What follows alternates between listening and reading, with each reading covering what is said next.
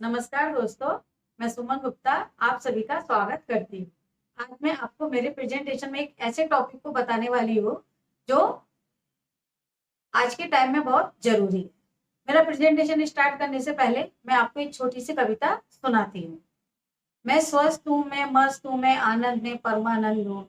मेरा जन्म सिद्ध अधिकार स्वस्थ है, स्वस्थ से मैं भरी हुई हूँ। मुझ में ईश्वर की भक्ति है, सभी का ईश्वर तेज मंगल कर, यही शुभ इच्छा भावना के साथ मेरा मैं सेमिनार स्टार्ट करती हूँ। दोस्तों, अगर आपको मेरा ये छोटा सा प्रेजेंटेशन पसंद आए तो लाइक एंड शेयर जरूर कीजिएगा। आज का टॉपिक मेरा डिप्रेशन है।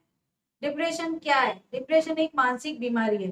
दुनिया भर में अगर हम देखें तो 1 लाख लोगों में 11 लोग डिप्रेशन के कारण आत्महत्या कर लेते हैं। दोस्तों, ये बहुत सोचनीय बात है। इसमें हम सबने मिलकर कुछ ना कुछ कार्य अवश्य करना चाहिए। हम देखते हैं कि इसमें व्यक्ति उदास रहता है, अकेला रहना चाहता है, उसे उदासी बहुत पसंद आती है, वो किसी से ज्यादा बात नहीं करता और शांत रहता है।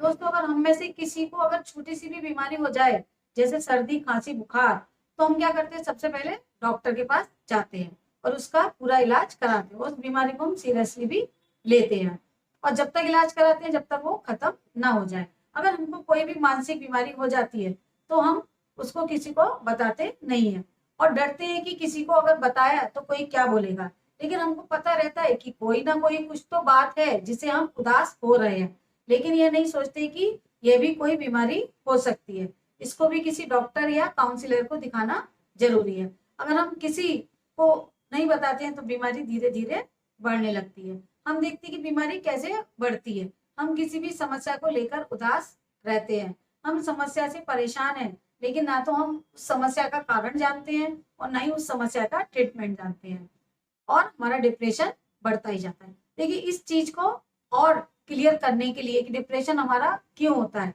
मैं आपको एक छोटी सी स्टोरी बताती हूँ। तो साइंटिस्ट रहते हैं, वो अपना एक एक्सपेरिमेंट करते हैं। वो एक बर्तन लेते हैं, बर्तन में बहुत उबलता हुआ पानी लेते हैं और उस पानी में वो एक मेंढक को डाल देते हैं। जैसे ही वो मेंढक को डालते हैं, मेंढक उछल के बाहर आ जाता है। दूसरी बार वो फिर उस मेंढक को उस पानी में डालते हैं, मेंढक दूसरी बार भी उछल के बाहर आ जाता है। तीसरी बार भी उस मेंढक को उस पानी में डालते हैं, फिर भी मेंढक उछल के बाहर आ जाते हैं। अभी वो अपना मेथड चेंज करते हैं, जिसमें वो उबलता हुआ पानी था उसको तो बाहर निकाल देते हैं और उसमें सादा पानी भर देते हैं। अब उसको सादा पानी में वो फिर से मेंढक को डालते हैं, मेंढक उसमें पड़ा रहता है, इधर उधर घूमता है और बड़ा एंजॉय से उसमें रहता है। अभी वो पानी को थोड़ा सा और गर्म कर देते हैं। इससे क्या होता है कि मेंढक फिर भी उसी में इधर उधर घूम रहा है और मजे से एंजॉय कर रहा है, उस पर कुछ भी असर नहीं पड़ रहा। इसके बाद पानी को थोड़ा और ज्यादा गर्म कर देते हैं।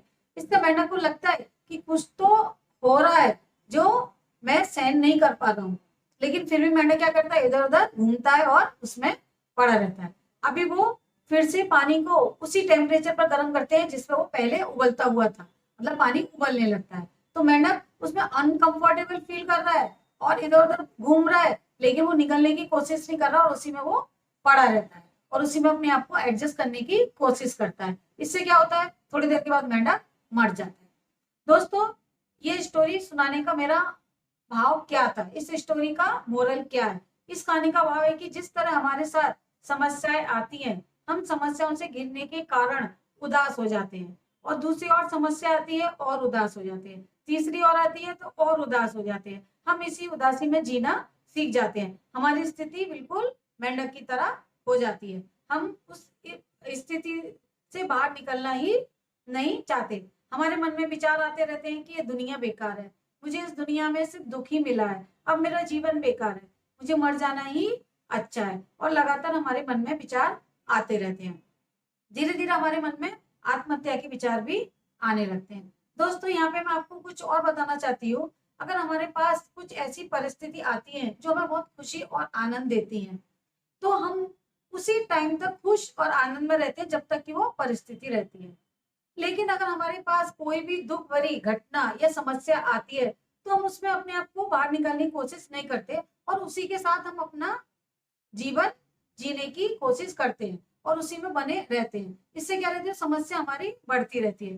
तो दोस्तों, मेरा आपको सिर्फ यही सजेशन है कि हमें हर परिस्थिति में खुश रहना है, आनंद में रहना है और समस्या को धीरे धीरे खत्म अपने आप वो हो जाती है।